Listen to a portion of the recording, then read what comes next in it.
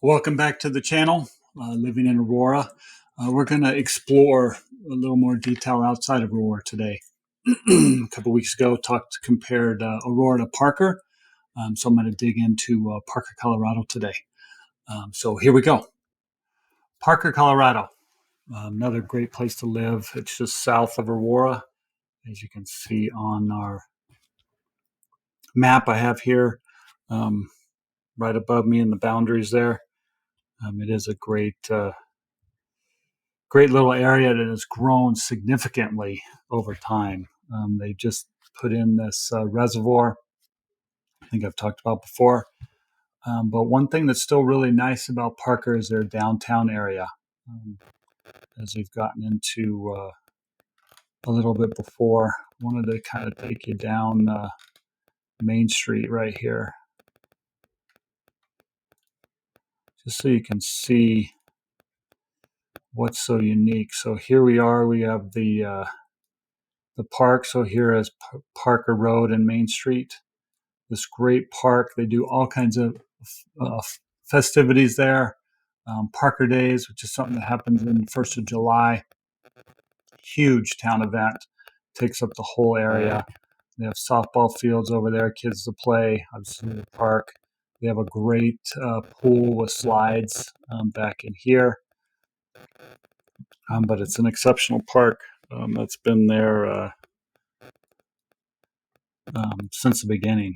But as you go down here, this Main Street, this is what's really cool. One of the highlights. Little stores, food, good food. This is a good restaurant here. Tailgates. Parker Garage. Nice area to walk around. Everything you need in here. A little coffee shop down at the end. Just great little shops, great little stretch. And one of my actually favorite restaurants is down here, this Pikes Peak Road. Another block or two down. This building here, right here, Rory's Diner. It's a great diner. He does a great job. But again, this is definitely one of the unique aspects here of Parker. They still keep this old, quaint feeling here, Parker town. Here's the park with the pool area, softball fields, plenty of room to park. But again, this whole area is used up for that Parker Days.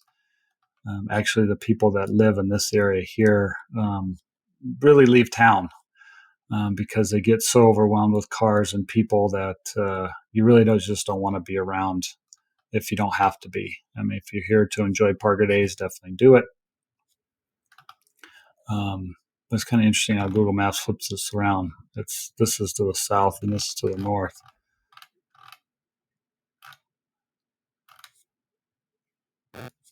There we go. So get back into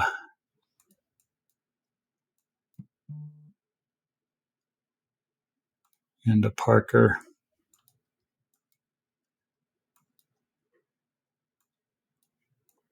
So another great thing, as you can see, is all the golf courses. So Canterbury Crossing, that's actually not called, that golf course used to be called Canterbury. Now it's the Black Bear Golf Club. Nice course. Then down here you have the Colorado Golf Club.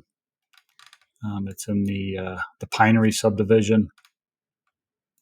I'm sorry, that Pinery's down here. Pinery has their own golf club. So you could see they're all really nice and close. Building all this is all new builds, Anthology. Getting out here to the east or west side of town, all this is all new, brand new build homes. If you're interested in any of those areas, definitely can get some video of those homes because they're pretty nice. They have some paired homes in there too, which are pretty nice. But relatively speaking, Parker in and of itself, as you go south, is relatively new.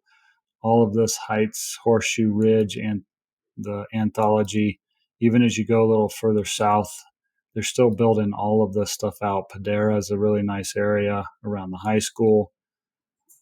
They have another club another golf course area, and Parker butts up right to Castle Pines. So right in here is where it turns into Castle Pines. But they're building all this area out, homes, retail, everything. It's all getting built out. So this will all be filled in here. Kind of some cool neighborhoods I did want to highlight. This Grandview Estates. These are actually older homes, older lots from the 60s and 70s. But as you can tell, they're fairly large lots. So back when this was built, they were out here by themselves. 470 wasn't even here. Parker Road was a 2-lane road. I-25 obviously was there. Centennial Airport was there, but that was about it. None of this retail stuff was here. Warehouse facilities were here. This Cottonwood Estates Grandview Estates was actually a nice development. It still is nice. Some of the homes are still original, while people have bought them and built new homes on the land. But it's a nice little subset of homes that, as you get out here to want some land to still be right in the heart of everything. Similarly, out to the east, you have some of the similar type setups. Some of these are newer homes. Right here on the other side of this Pine Drive in here, this is a really nice neighborhood. This one right here on the Centennial Drive. I did want to kind of walk through this one. I've done the videos in here for other people, but here you get into some acreage, 2 acres or so homes, but you can tell they're very well taken care of. This is a nice cul-de-sac back up in here. These are $1 million or more homes. Gated entrance to the homes themselves. The neighborhood isn't gated, but they can get that set up for your own driveway. But this is definitely an area I like to show homes in to help people. There aren't many for sale that pop up in here. When they do, they disappear rather quickly because they're just nice, sprawling areas. Up here, it gets into the cul-de-sac. So here's a nice one. This has a nice westerly views. You can see the mountains. And here's a cul-de-sac, another one out here. This one has great views out the back as well. But again, a really nice, again,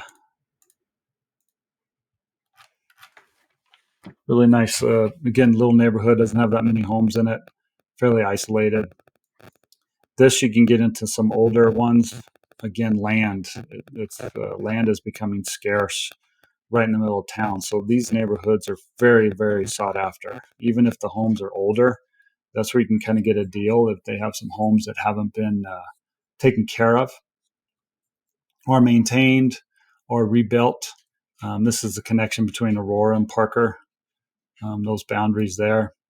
As I've talked about the Heritage Eagle Bend, Blackstone. But this area here is really nice from a land perspective. Something I've missed. I've lived in, we call them the postage size lots. Based on all of my ownership, the 2 homes that we've owned, and even the rentals we've had. But I really wish we would have looked at some little more land to have that space. And even as you get into the Pinery, you can run into some of that. They are some of the newer builds they've built in the Pinery are on the little smaller lots, relatively speaking. But you can still find some nice size lots in here. But again, Parker has grown immensely over the years, 20 years or so. It will continue to do so. It's fairly popular, still has that nice small town feel, especially with that Main Street area. Main Street now connects all the way to I-25. It changes into this Ridgegate Parkway. But again, that's relatively new thoroughfare in. They also connected Hess Road that comes all the way into Parker. Again, those didn't exist 10, 15 years ago. But that's really allowed for all this development to happen. There's going to eventually be homes they won't be up on the lake or the reservoir, but they'll get in close around here. And then we'll get down here into Castle Rock. As you come in south, you get to Castle Rock, Franktown to the west, Castle Rock. There's the shops at Castle Rock. We'll talk about Castle Rock another time, but again, some people are liking Parker. On the flip side, as I mentioned, the people that have lived in that Grandview Estates and some of these older homes, they moved there for a reason, that it was away from town, it was slower. Did have that Parker Main Street, but it's built out. And that's been kind of one of the feedback of people that have left Parker, that I've helped leave Parker, is that it has just developed faster, and more people are coming in than they wanted, that they thought would be there.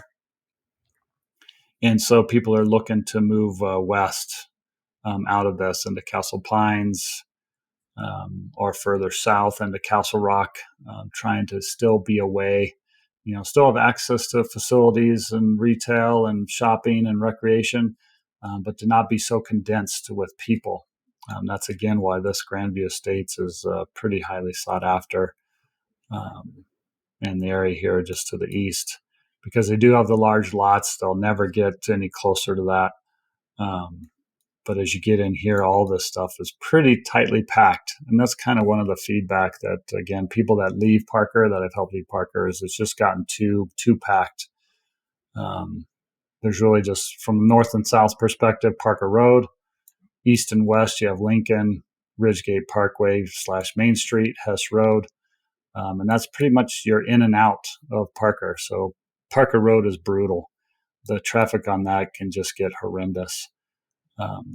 470 here, this E470 is a toll road until you get to I-25. So from here all the way up north, it's a toll road. So people get tired of having to pay on that one.